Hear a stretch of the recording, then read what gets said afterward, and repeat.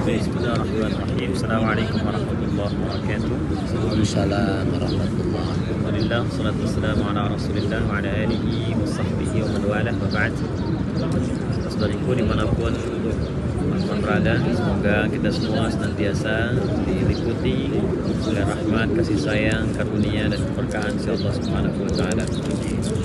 Setiap insan tentu saja selalu mengharapkan hal-hal yang tadi kita sebutkan. Kasih sayang, karunia, bertambahnya nilai-nilai kebaikan yang disebut dengan berkah itu. Untuk itu Allah Subhanahu wa taala membentangkan kesempatan yang sangat luas bagi kita hambanya untuk memohon kepada Allah petunjuk, kemudahan, kelancaran, bahkan perlindungan untuk menggapai apa yang tadi diharapkan. Di antara bentangan itu ada yang bersifat waktu, ada yang bersifat tempat.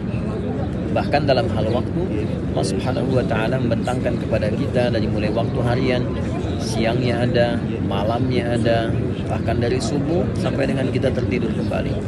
Ada yang sifatnya pekanan, di Jumat itu kita dibentangkan. Ada yang sifatnya bulanan, bahkan ada yang sifatnya tahunan.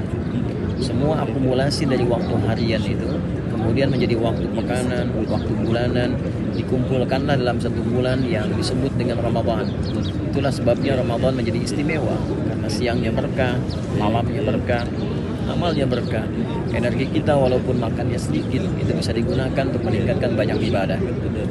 Untuk itu Nabi SAW senantiasa menyiapkan diri dan memberikan contoh kepada sahabat-sahabatnya untuk diteruskan kepada umatnya dimanapun mereka tinggal, kapanpun berkehidupan, agar bisa mempersiapkan diri untuk mengoptimalkan ibadah di bulan Ramadan.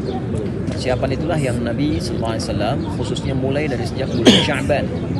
Sejak bulan Sya'ban disampaikan oleh Sayyidah Aisyah, di antara istri terkasih Nabi SAW, bahwa Nabi SAW itu senantiasa meningkatkan ibadah sunnah, khususnya puasa. Di bulan Sya'ban, kesaksian Sayyidah Aisyah radhiyallahu taala anha mengatakan, saya tidak pernah melihat Nabi SAW menyempurnakan puasa penuh selama sebulan kecuali Ramadan. Dan tidak pernah saya menyaksikan Nabi SAW meningkatkan, memperbanyak puasa sunnah kecuali di bulan Sya'ban.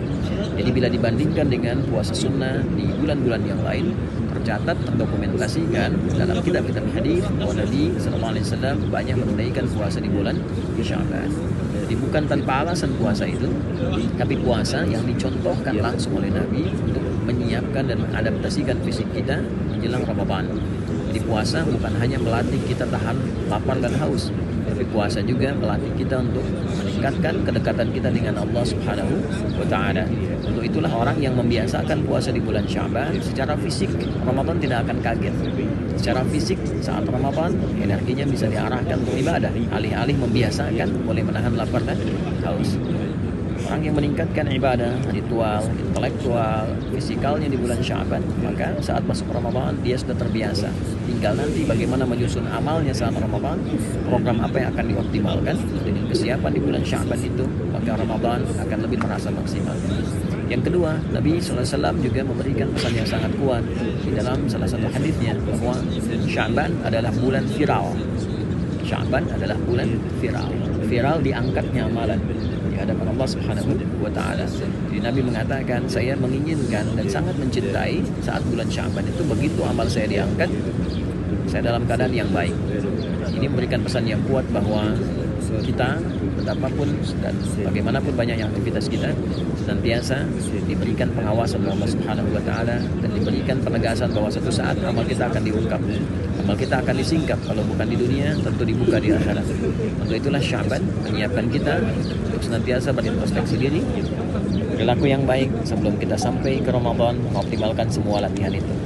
Selamat mendapati bulan Sya'ban, kita yang terpilih bukan orang lain.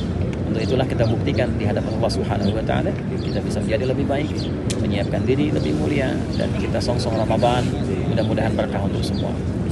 Allahumma barik lana fi Sya'ban wa balighna Ramadan. Allahumma barik lana fi Sya'ban wa balighna Ramadan.